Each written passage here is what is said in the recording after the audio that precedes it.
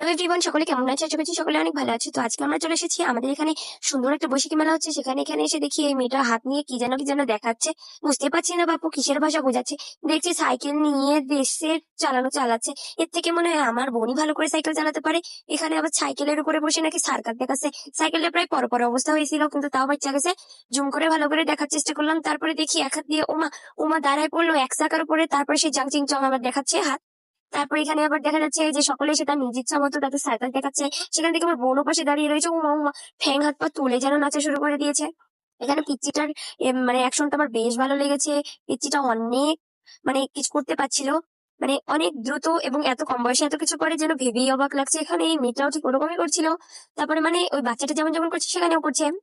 তো আমি এখন এখানকার সার্কাস দেখি। তো সকলের সাথে আবার পরে কথা হবে। সকলে ভালো থেকো। পরের ব্লগে, পরের ভিডিওতে, পরের এন্টারটেনমেন্টে সবার সাথে দেখা হচ্ছে। সকলে বাই।